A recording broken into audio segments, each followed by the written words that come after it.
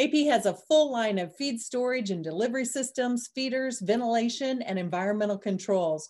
Mark Hayden is the director of swine sales and the Sioux City warehouse, and he joins us to talk a little bit about the AP load cells. Hello everyone, this is Mark Hayden with AP, and today we'll be discussing what we have to offer for feed monitoring and management systems. AP has over 20 years of experience in measuring and reporting feed inventories, and so today we kind of want to do a quick overview of the different products that we have available. At the heart of our feed management system is the load bar assembly. Load cells have been around for many years and are definitely a proven method of accurately monitoring the weight of the feed in the bin.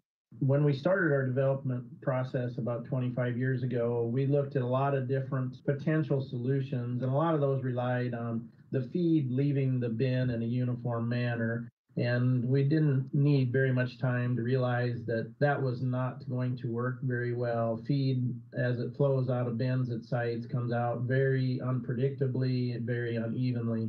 So we circled back around to the load cell design.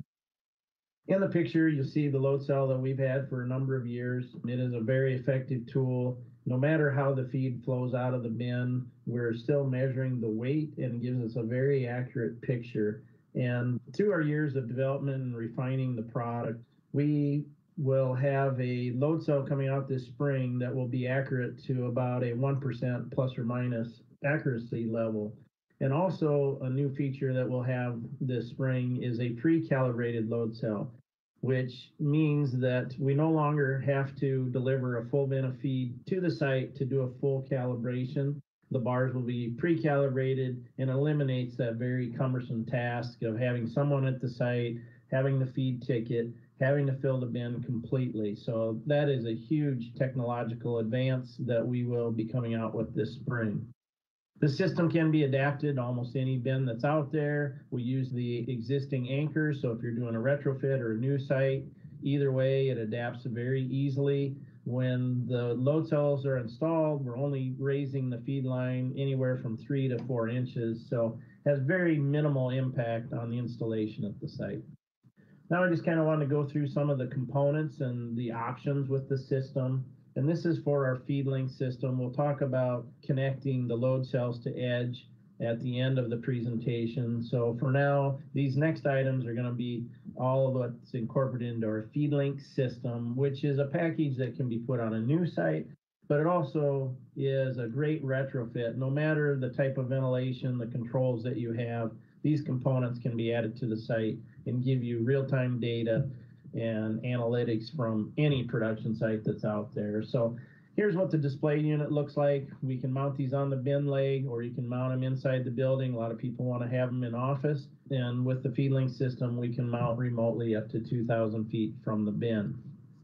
If we're going to measure the feed inventory, it's relatively inexpensive, and it's in a big demand for also knowing what the temp and the water consumption is doing at the site. This box can be added to any existing facility. We run new temp probes into the room. We tie into a lot of times the existing water meters. I mean, it does require having a network master to tie all this information together, and we'll talk about that in an upcoming slide. If a person wants to tie their feed systems into the system, that's easily done.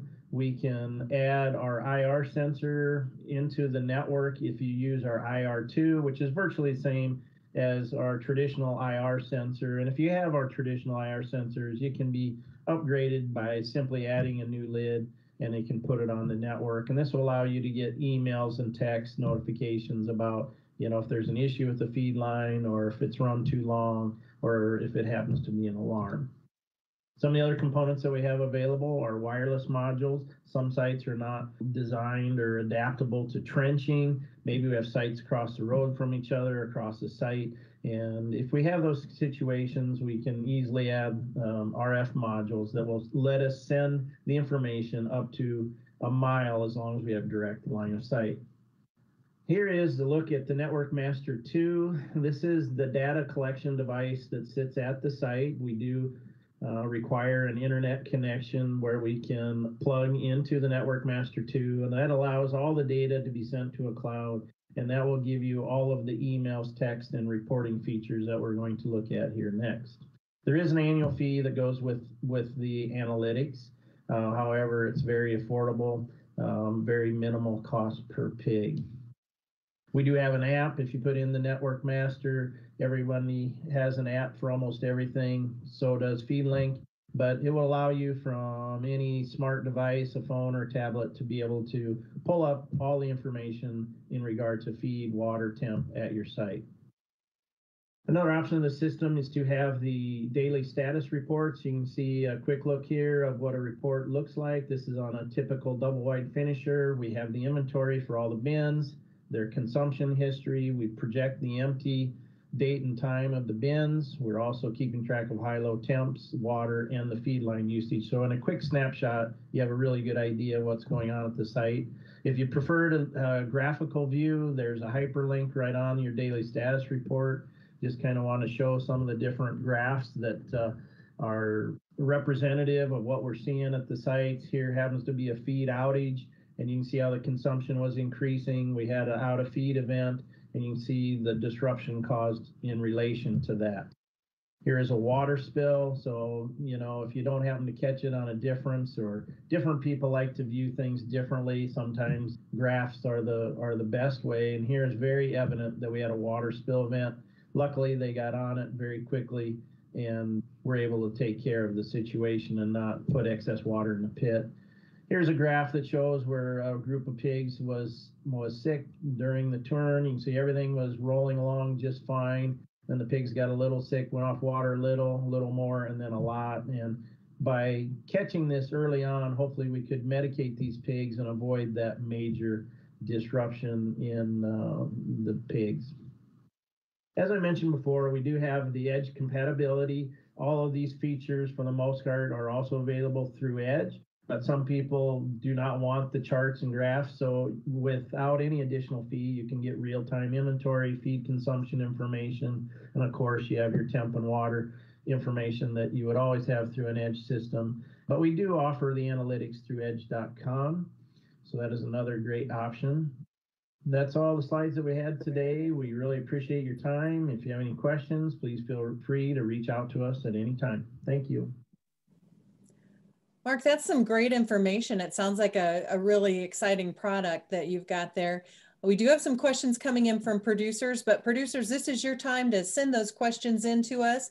We'll make sure that Mark answers those. Just hit the QA box at the bottom of the Zoom screen there and shoot us your question. Mark, one of the questions that we have is, what does it take to set up the load cell assemblies, like time, resources?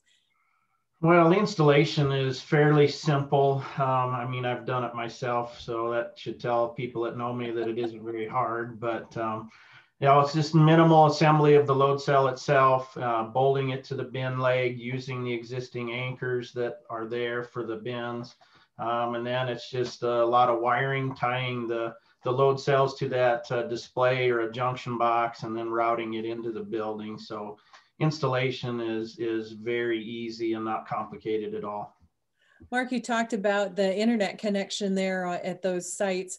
How much bandwidth is needed for that internet connection? It's very, very little. I mean, any basic internet service will cover what we need for this system. Great. What about maintenance of those systems? What kind of maintenance is required for upkeep? If the system is installed properly to begin with, and if the site conditions are good, which means there's not a bunch of feed laying on the bin pads, there is virtually no maintenance with these systems over time. It's just making sure the wires are not blowing around in the wind and rubbing on something sharp, and making sure there's not a bunch of critters that want to chew on the wires, but no maintenance whatsoever if everything's you know, maintained well at the site. Actually, here in Iowa, with the weather events that we have this time of year and the unique weather that we have throughout the entire year, how does weather impact this system? Does it have any impact at all? Well, you're right. The weather in this neck of the woods, which I'm in Iowa here, but it can be pretty severe in the wintertime, and we knew that going into our design process. And we actually, through our testing, we froze the bars to like 40 below, and you know, we did all kinds of different testing. So We were well aware of the conditions they were in. We've had the load cells out for just shy of 20 years now, and they've really proven to be almost not affected at all with the weather conditions. One more quick question, Mark. How do producers reach you? The best way to learn about these products and all the AP products would be to go to our website, which is automatedproduction.com. There you'll find brochures, manuals, training videos. If you'd rather speak to someone in person, I'd recommend calling our Sioux City office. That number is 712-239-1011. Thanks, Mark. Mark Hayden, we really appreciate you being with us today. And as always, we appreciate your support of our producers, Iowa Pork Congress, and being an Iowa Pork Alliance member.